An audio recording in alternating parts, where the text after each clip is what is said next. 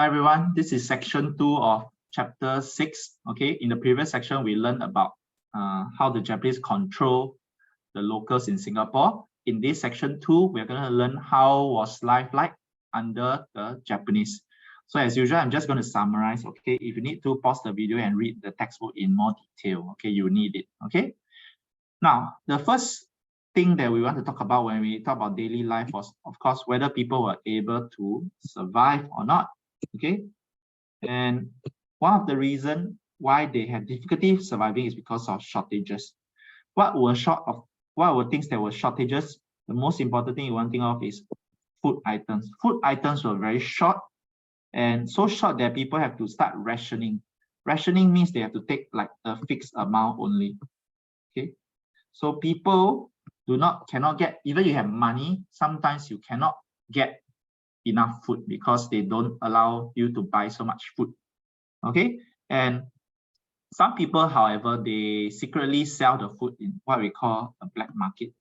Okay, just now we say, right, there's rationing, so by right you're not supposed to buy extra food, but there were these kind of secret markets called the black market, where people had to pay very high prices. They say, you know what, we are trying to break the rules and sell you the food here, so you must pay us higher price. So in this black market, they charge very high high prices.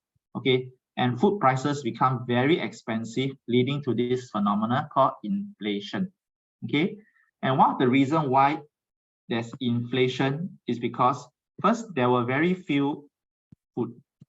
Okay, and second thing, there was too much money.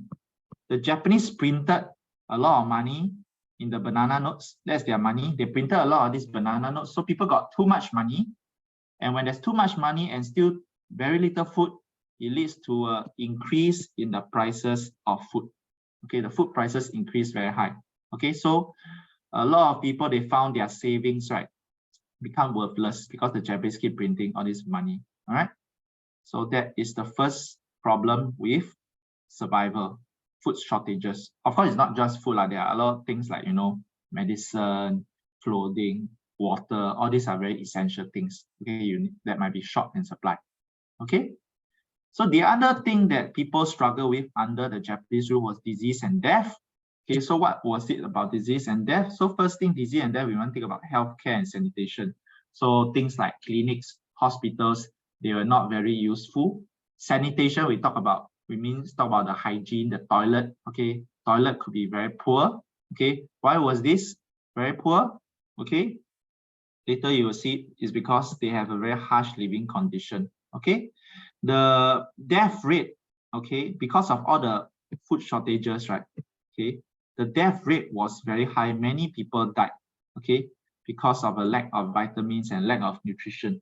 Okay, another group that suffered a lot was the prisoners of war. Okay, those people that were imprisoned by the Japanese, they were, of course, also having a shortage of food, but they were also living under very crowded condition, which means that, diseases can spread very easily. I think this one, COVID has taught us that if you have a very overcrowded condition, diseases can spread very easily since you are living nearby.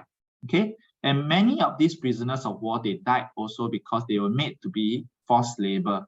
Okay, so basically they do a lot of manual labor, such as clearing the war damage, burying the dead, building Japanese memorial shrines, and so on.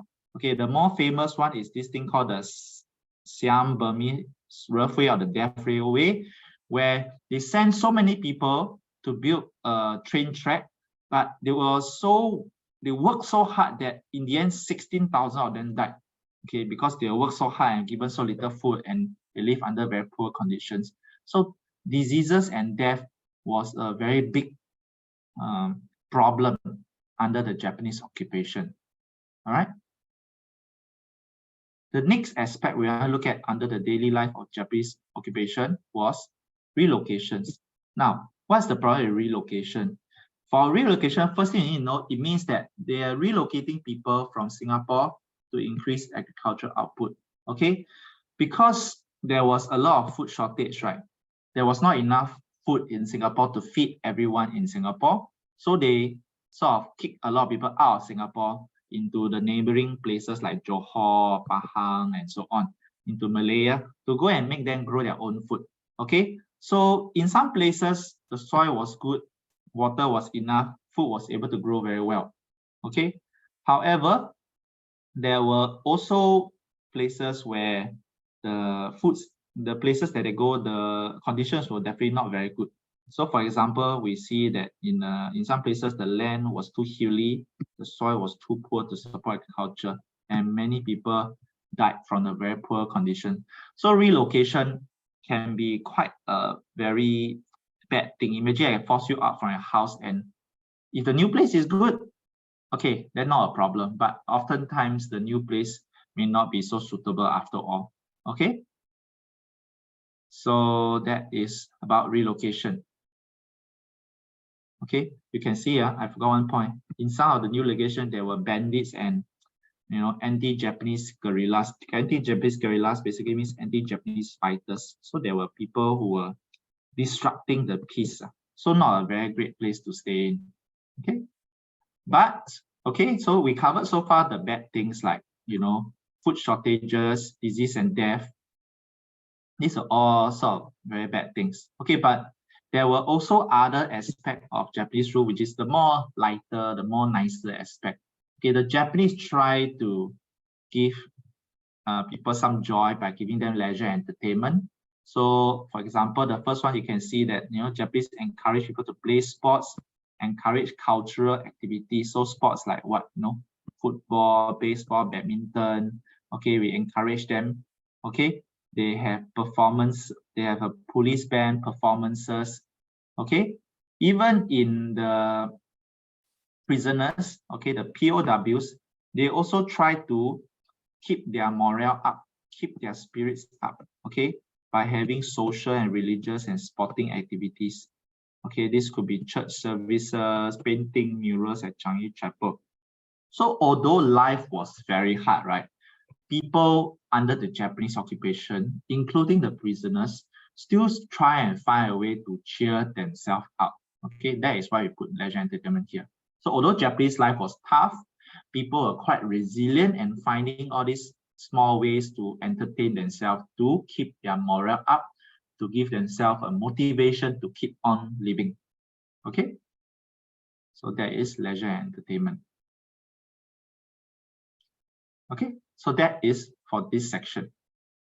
The next section will cover how the locals respond to Japanese rule.